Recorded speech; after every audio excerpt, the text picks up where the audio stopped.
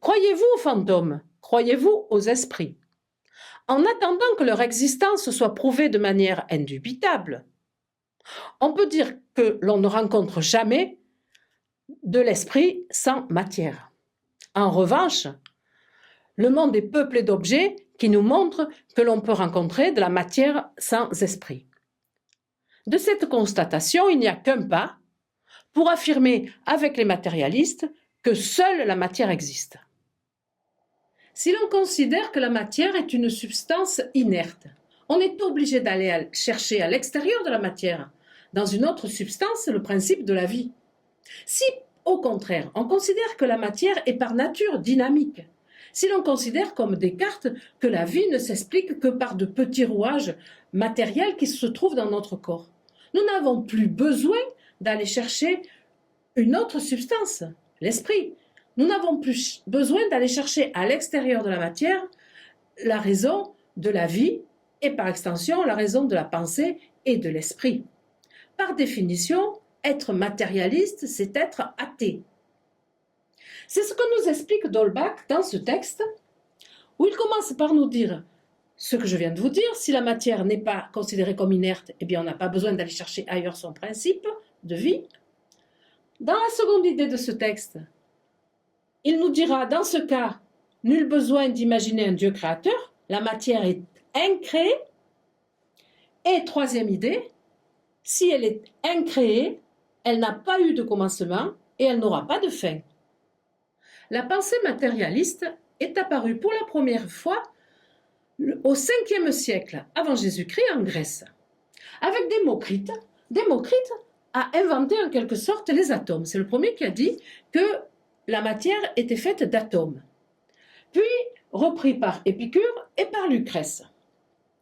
Ils étaient atomistes et pour eux, les atomes constituaient la totalité de la réalité. Donc pour eux, les atomes composaient aussi l'esprit et l'âme, comme le dit ici Lucrèce.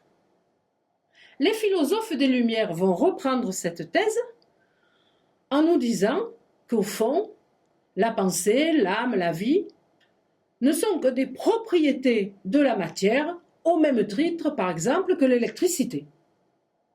On peut imaginer que la fonction pensée, que l'aptitude à penser, vient essentiellement de quelque chose de matériel, à savoir notre organe cerveau. Mais qu'en est-il du contenu de notre pensée? Qu'en est-il de nos idées? Qu'en est-il de notre manière de penser? Qu'en est-il de notre esprit? Qu'en est-il de l'esprit? Qu'en est-il, par exemple, de l'esprit d'un peuple, de l'esprit d'une nation, de l'esprit d'un poète, de l'esprit d'un humoriste? A-t-il vraiment une origine essentiellement matérielle? Oui, répond Marx. Si nous pensons ce que nous pensons, si nous pensons de la manière dont nous pensons, en caricaturant à peine, on pourrait dire que pour Marx, c'est parce qu'en 1801, le dénommé Jacquard a inventé le métier à tisser mécanique. Pour Marx, nos idées, nos modes de pensée sont entièrement déterminés par des données matérielles. Il écrit « L'infrastructure détermine la superstructure ». C'est une phrase que vous retrouvez dans le cours sur l'art et que vous retrouvez dans le cours sur la religion, parce que les deux sont des superstructures, on va l'expliquer. Pourquoi dit-il cela? Qu'est-ce que cela signifie? Reprenons pour l'expliquer l'exemple du métier à tisser. L'infrastructure, c'est l'aspect matériel, c'est la matière. Dans ce cas, c'est le métier à tisser, la machine et le fil qui sert à tisser. Ce sont les moyens de production. Ces moyens de production déterminent des modes de production. Le canut, avant l'invention du métier mécanique, travaillait à domicile avec son métier à tisser manuel dans son logis. Lorsque le métier mécanique de Jacquard est apparu, on a vu naître les usines textiles. Et avec cette production industrielle, le capitalisme industriel. À leur tour, les modes de production déterminent des rapports de production, c'est-à-dire des rapports entre les hommes, des rapports humains, des rapports sociaux.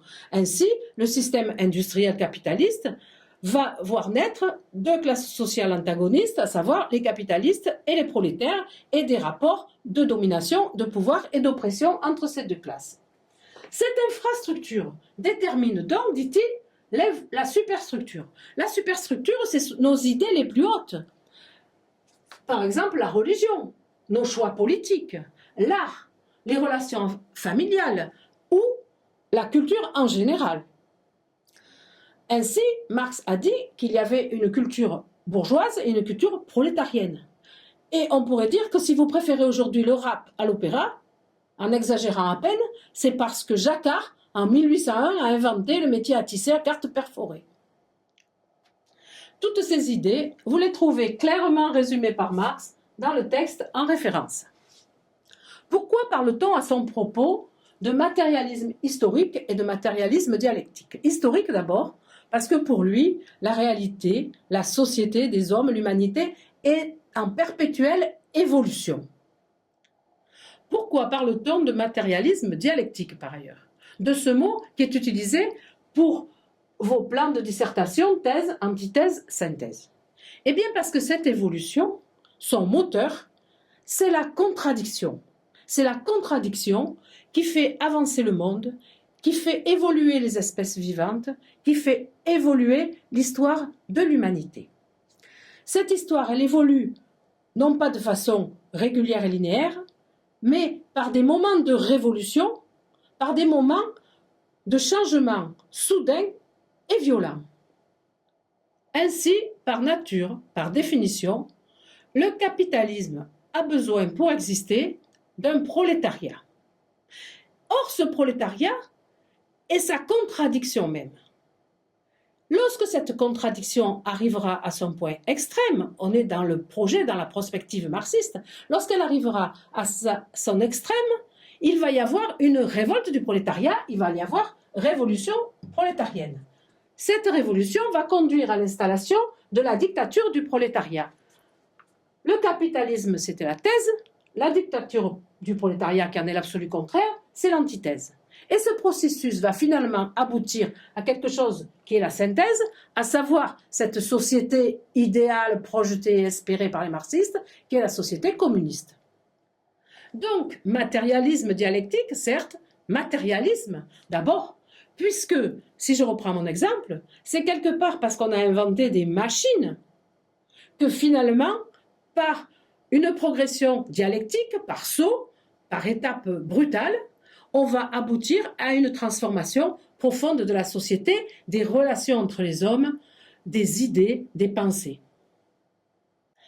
L'idée que la réalité spirituelle a comme source la réalité matérielle, nous allons la retrouver dans la vidéo suivante qui traite des rapports entre le cerveau et la pensée à la lumière des découvertes des neurosciences.